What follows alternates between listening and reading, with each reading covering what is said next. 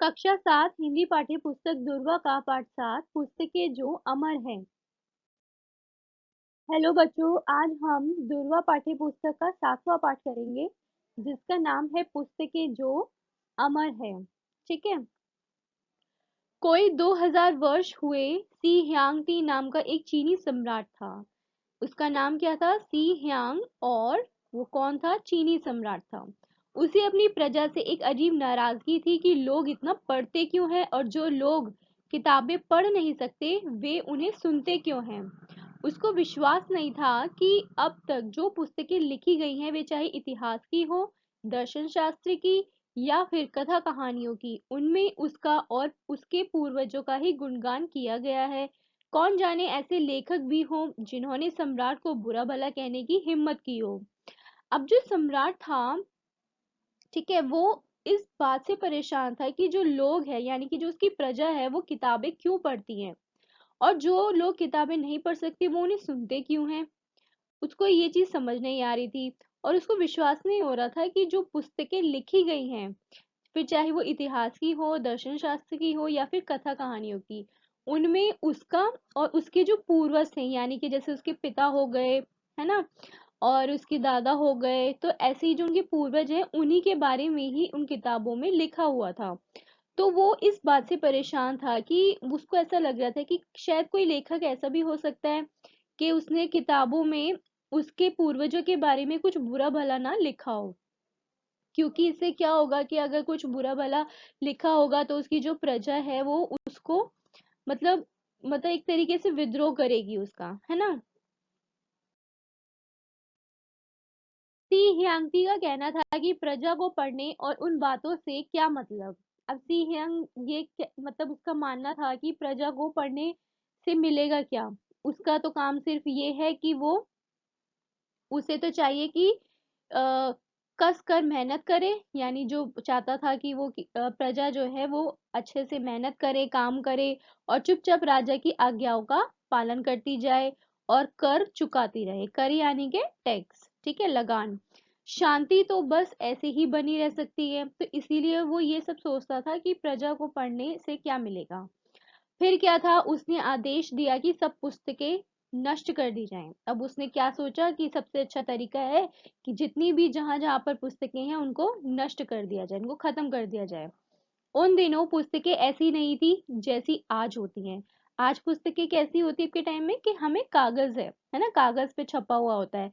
लेकिन पहले के टाइम में क्या था, तब छापे खाने तो थे नहीं, ठीक है, मतलब कि जो प्रिंटिंग प्रेस होती है वो नहीं थी। लकड़ी के टुकड़ों पर अक्षर खुदे रहते थे। तो पहले कैसे होते थे, लकड़ियों पर जो अक्षर होते हैं वो खुदे रहते थे। ये ही पुस्तकें हुआ करती थी पहले, ठीक है। उन्हें छिपाकर रखना भी तो आसान नहीं था। सम्राट के आदमियों ने राज्य का चप्पा चप्पा छान मारा। नगर नगर और गांव गांव घूमकर जो पुस्तक हाथ लगी उसकी होली जला दी, मतलब उन लकड़ियों को जला दिया गया। ये बात तो तब की है जब चीन की बड़ी दीवार का निर्माण हो रहा था, और ये कब की बात है, जब चीन की जो बड़ी दीवार है वो बन रही थी। ढेर सारी पुस्तकें जो कि बड़े बड़े लट्ठों के रूप में थी, पत्थरों की जगह दीवार में चिन दी गई, मतलब कि उनको उसमें चिनवा दिया गया, ठीक है। अगर किसी विद्वान ने अपनी पुस्तकें देने से इनकार किया तो उसे किताबों सहित बड़ी दीवार में दफना दिया गया। मतलब अगर कोई ऐसा विद्वान भी था, कोई ऐसा लेखक भी था जिसने कहा कि वो अपनी किताब, अपनी पुस्तक नहीं देगा, तो उनको भी उन्हीं के साथ ही दफना दिया गया। ऐसा था पढ़ने वालों पर राजा का क्रोध।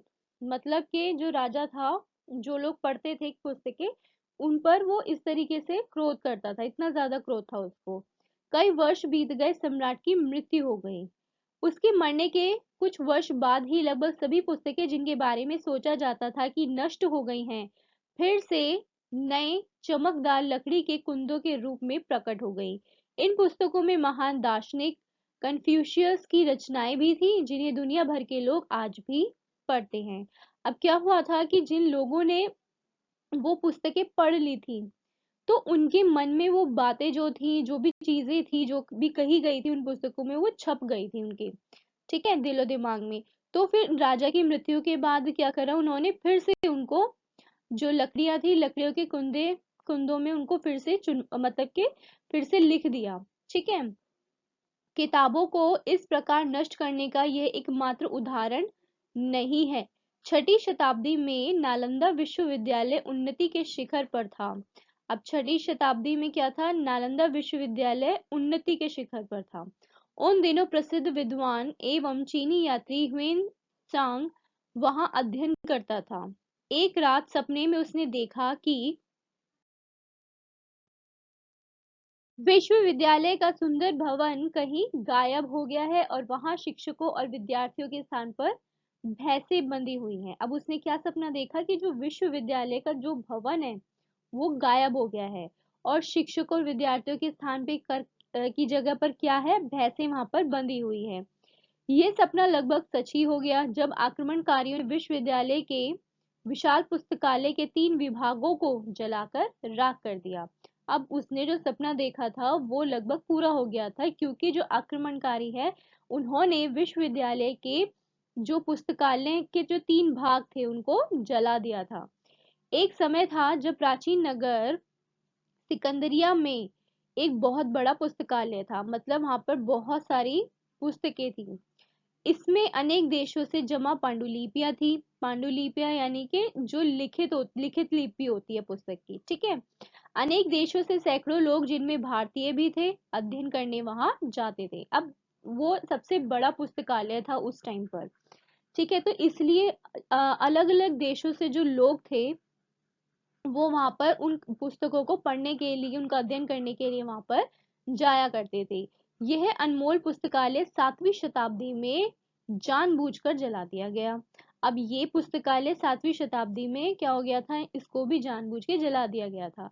इसे नष्ट करने वाले आक्रमणकारी की दलील यह थी, अब जिसने ये पुस्तकालय जलाया था, जिस आक्रमणकारी ने, तो उसका ये कहना था कि अगर इन अनगिनत ग्रंथों में वह नहीं लिखा है जो उसके धर्म की पवित्र पुस्तक में लिखा है, तो उन्हें पढ़ने की कोई जरूरत नहीं। और अगर ये पुस्तकें वही कहती है जो उसके पवित्र ग्रंथ ने पहले ही कह रखा है, तो उन पुस्तकों को रखने का कोई लाभ नहीं। अब उस आक्रमणकारी ने क्या कहा कि उसके धर्म के बारे में अगर उन पुस्तकों में कुछ ऐसा नहीं लिखा है ना, तो वो किताबें क्या है? बेकार है, व्यर्थ है उनको पढ़ना। और अगर उसके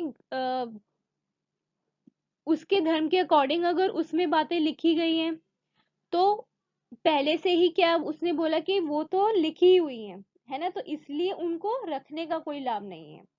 इस प्रकार कई बार विद्या और ज्ञान के शत्रुओं ने पुस्तकों को नष्ट किया, किंतु वही किताबें जिनके बारे में सोचा जाता था कि वे हमेशा के लिए बर्बाद कर दी गई हैं, फिर से अपने पुराने या नए रूपों में प्रकट होती रहीं। अब जो लोग पुस्तकालय और पुस्तकों को जला दिया करते थे, नष्ट करने की कोशिश करते थे, उनको ऐसा लगता था कि वो खत्म हो गई हैं, लेकिन ऐसा होता नहीं था, क्योंकि वो पुराने या नए रूपों में प्रकट होती रहती थी। ठीक भी है, पुस्तकें मनुष्य की चतुराई, अनुभव, ज्ञान, भावना, कल्पना और दूरदर्शिता, इन सबसे मिलकर बनती है। यही कारण है कि पुस्तकें नष्ट कर देने से मनुष्य में ये गुण समाप्त नहीं हो जाते।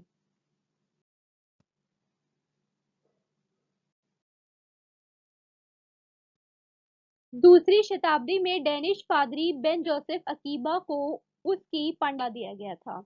उसके अंतिम शब्द याद रखने योग्य हैं। अब जब उसे जलाया जा रहा था उस टाइम पे, तो उसके शब्द क्या थे आखिरी?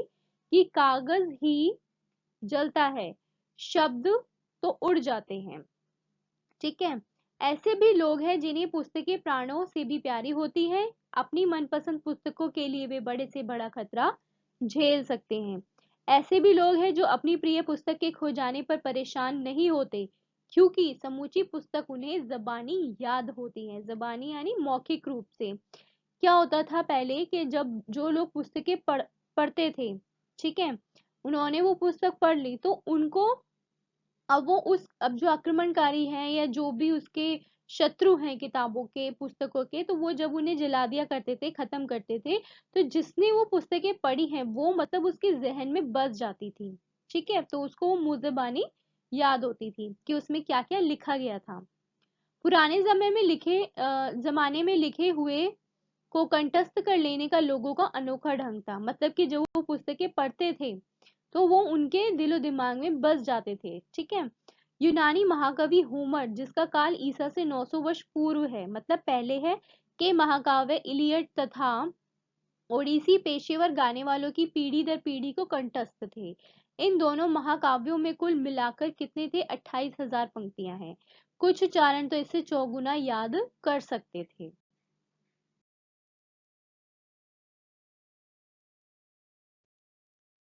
भारत में सदा से कई भाषाएं बोली जाती रही है, किंतु पुराने जमाने में संस्कृत का प्रयोग सारे भारत में होता था। अब पहले जमाने में क्या होता था कि पूरे भारत में संस्कृत का ही प्रयोग होता था। भारत के कोने कोने से कवियों और विद्वानों ने संस्कृत के जरिए ही भारतीय साहित्य का भंडार भरा।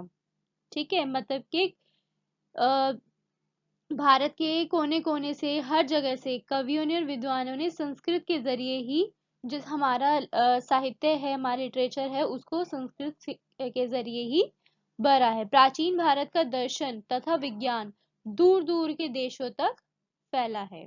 ठीक है। हिमालय पर्वत और गहरे गहरे सागरों को पार करके भारत की कहानियों का भंडार, कथा, सरित सागर, पंचतंत्र और जातक दूर दूर देशों तक पहुंचा। यह भी सब जानते हैं कि बाइबल के अनेक दृष्टांतों, यूनानवासी ईसप के किस्सों, जर्मनी के ग्रिम बंधुओं और डेनमार्क के हेंस एंडरसन की कथाओं के मूल भारत में ही है। मतलब कि इन सभी के जो मूल है, ठीक है, फिर चाहे जर्मनी हो, यूनानवासी हो, ठीक है, या फिर डेनमार्क के हैन एंडरसन हो, इन सब की कथाओं के जो मूल है वो भारत में ही है। साहित्य की दृष्टि से भारत का अतीत महान है, इसमें शक नहीं है। ठीक है। तो मतलब इसमें हमें पाठ में क्या बताया गया है कि जो किताबें हैं, जो पुस्तकें हैं, उनको खत्म करने की, पूरी तरीके से उनको मिटाने की बहुत कोशिश की गई। ठीक है। अलग अलग तरीके, या तो पुस्तकालय जला दिए गए या फिर किताबों को ही जला दिया गया जो जो लोगों के पास थी, जो वो पढ़ा करते थे या सुना करते थे। लेकिन उसके बावजूद भी किताबों का पूरी तरीके से अंत नहीं हुआ, है ना। मतलब कि उनको खत्म करा गया, लेकिन साथ ही साथ वो दोबारा से उभर कर हमारे सामने आए हैं और आज भी। और जबकि पहले तो वो लकड़ी के टुकड़ों पर खोद करके बनाई जाती थी किताबें, लेकिन अब तो हमारे पास क्या हो गया है, इतने साधन हो गए हैं कि कागज आ गए हैं, तो हमें उस पर वो सारी बातें, वो सारे प्राचीन इतिहास जो है वो लिखा हुआ मिल जाता है आसानी से, है ना। तो यही सब हमें इसमें बताया गया है और इसे लिखा है मनोज दास ने। ठीक है। अब हम इस पाठ के प्रश्न करेंगे। पहला है, सी ह्यांगती के समय में पुस्तकें कैसे बनाई जाती थी। तो जैसे कि हमने पाठ में पढ़ा था कि जो पुस्तकें हैं वो लकड़ी के टुकड़ों पर अक्षर खोद के बनाई जाती थी। ठीक है। उस समय कागज का आविष्कार नहीं हुआ था, कागज नहीं थे, अतः लकड़ी के टुकड़ों पर किताबें बनाई जाती थी। ठीक है। अगला है, पाठ के आधार पर बताओ कि राजा को पुस्तकों से क्या खतरा था। अब राजा को पुस्तकों से क्या खतरा था कि राजा को लगा कि यदि किसी ने राजाओं के बारे में बुरा भला लिखा होगा तो उसकी प्रजा पर इससे बुरा असर पड़ेगा। उसका मानना था कि प्रजा को अपने राजा द्वारा दी गई आज्ञाओं का पालन करना चाहिए और समय पर कर देना चाहिए, यही प्रजा का काम है। परंतु पुस्तकों के अध्ययन से प्रजा क्या करेगी? विद्रोह कर सकती है। अतः राजा ने सभी पुस्तकें जलवा दी।